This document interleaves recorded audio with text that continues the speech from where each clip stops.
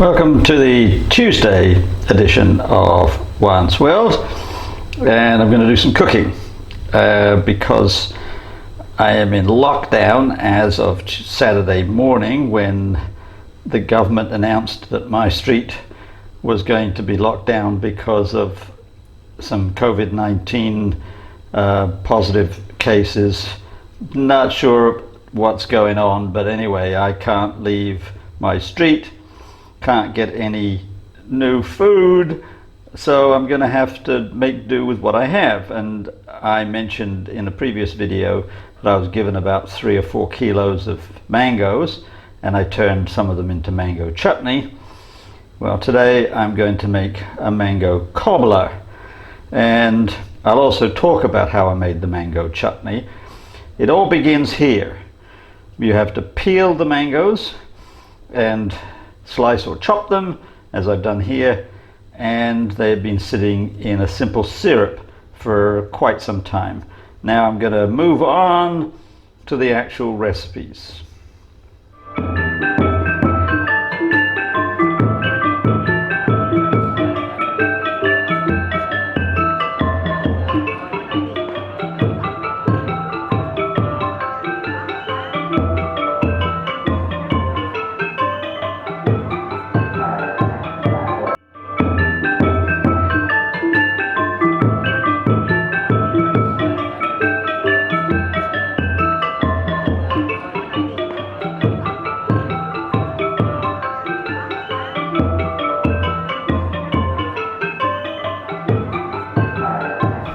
So I already made the mango chutney, so I can't show you the process, but I can describe it, and it's not all that complicated.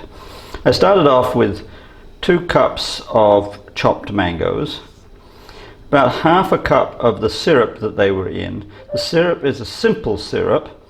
It's half sugar and half water, just simmered together until the sugar has all dissolved. And then I also added an equal amount of rice wine vinegar.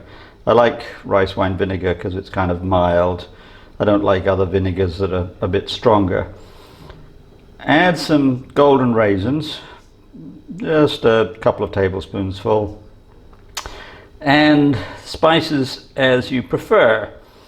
In this case, I added some chopped garlic and some allspice, but there are various ones you can add, such as fenugreek, maybe cumin if you want. It's up to you. Then you place everything in a saucepan and bring to a slow simmer and keep simmering for about an hour, and the mangoes become mushy and the syrup reduces, and you end up with mango chutney, which you can then use with various dishes, curries, or anything you like. I use it on all kinds of things. So that's the chutney. Now, cobbler is an interesting phenomenon, somewhat different in the southern United States than in England.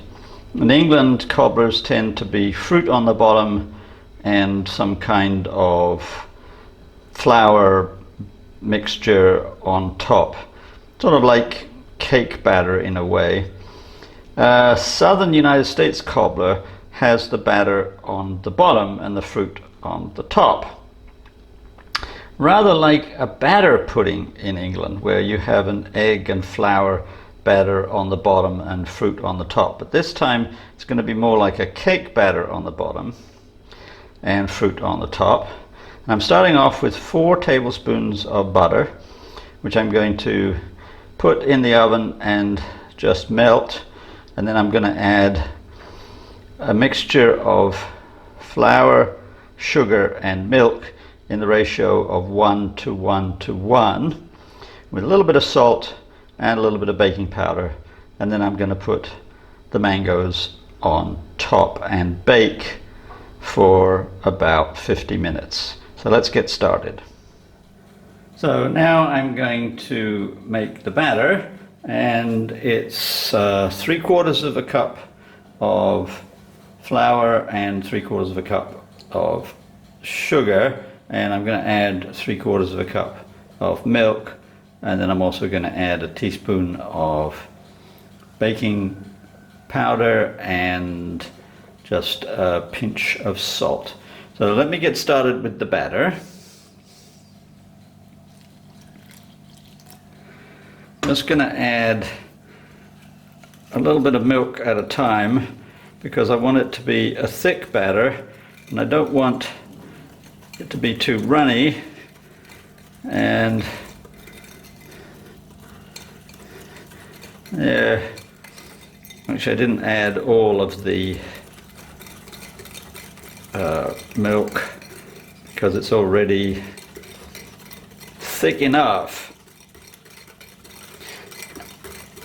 So what I'm going to do, I'm going to take the melted butter out of the oven and I'm going to pour this batter into the butter, and then I'm going to add the fruit on top and then bake at about 200 degrees Celsius for 50 minutes. So you can see my butter has melted. I'm now just going to pour in the batter.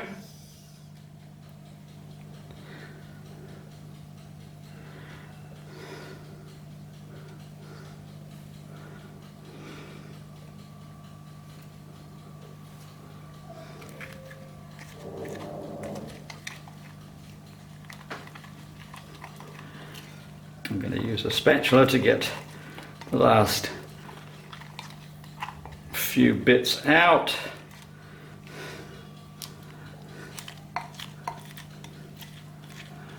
And there we go.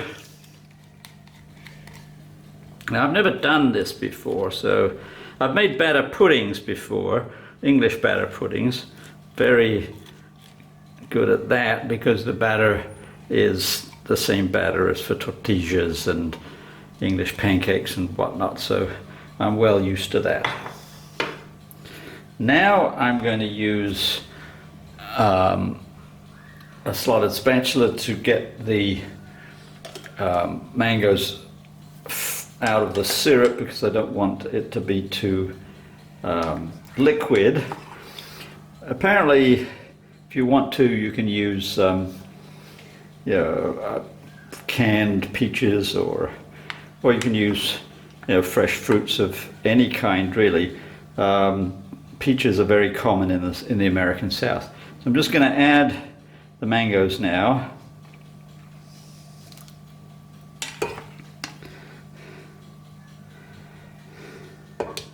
So here we can see the mangoes on top of the batter, and I'm going to pop it in the oven for 50 minutes.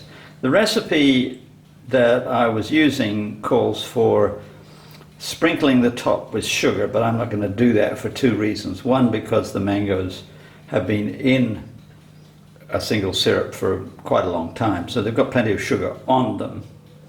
And also because I don't want to add extra sugar. So now I'm just going to pop this in my preheated oven at 200 Celsius and keep an eye on it, of course, but come back in 50 minutes. Now here's the cobbler after 50 minutes in the oven. The mangoes on top are all baked, and the cobbler underneath is kind of a consistency of cake, I guess. And over here we have one portion. I've added a little bit of whipped cream, and now I'm going to numb it down. And meanwhile, if you like my videos, please like and subscribe, and I'll be back on Friday with a continuation of my thoughts about conspiracy theories.